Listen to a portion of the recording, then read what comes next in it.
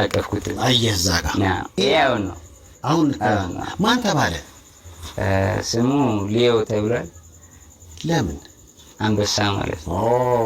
አንበሳ እየወረደለት ታዲያ ሌላ ምን? አይደለም። በመጽሐፍ ቅዱስ ኢየሱስ ክርስቶስን ይገልጻል። የይሁዳ አንበሳ ትርጓሜው እንደዛ ነው።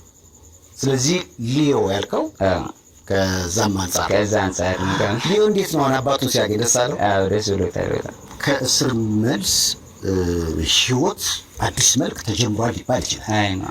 ምን ተቀያይሮ ጠበቀ? ላይፍ ላይ ሊሆን ይችላል። ቅድም እንዳልከው ነው ከተማው ጠፋብኝ ስትል ነበር። ሌላ በጣም ኑሮ ላይ ራሱ አሁን ከመግባት በፊት የኑሮ ውድነት አረ በጣም እንዴ ጨሷል እንዴ እንደ ድሮ መስሎኝ አዝጂ በልቼ እጥፍ ጠየቁ። አረ እንደው እባካችሁ እንተሳሰብ።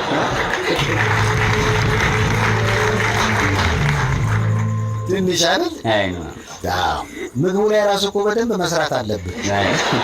የልጅ አባት ስትሆን ራሱ የልጅህ ወጪ እኮ ዘንድሮ እኮ ልጅ መውለድ ማለት በቃ ፎቅ እንደ መስራት ነው። በጣም ከባድ ወጪ አላቸው እና እሱን ስታይ ራሱ ከባድ ነው አይደል? አይ ነው።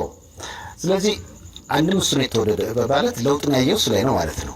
ልጅ ላይ ኑሮ ላይ ኑሮ በጣም ተለውጧል። ተወዷል ሁሉም ነገር። የፎቶ ጥያቄዎች እስኪ ስላንተና ስለ እህት ንገረኝ። እሷ ነች ቲክቶክ ያስጀመረች? አዎ። ኧረ ተው። አዎ። ማነው ስሟ? ዳንኤል ትባላለች። አርቲስት ነች። እሷም አርቲስት ነች? ተዋናይ ነች። ቆይ እሷ ቲክቶክ ባታስጀምር ኖሮ አንተ ቲክቶከር ትሆን ነበር? ኧረ ተው። ባለውለታ ነች። ታዲያ መስገናታ እሷን እንዴ። አመሰግናለሁ እህቴ፣ በጣም ወድሻለሁ። በጣም አመሰግናለሁ።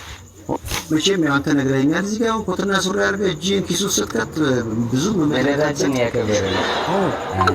ስንት ዓመት?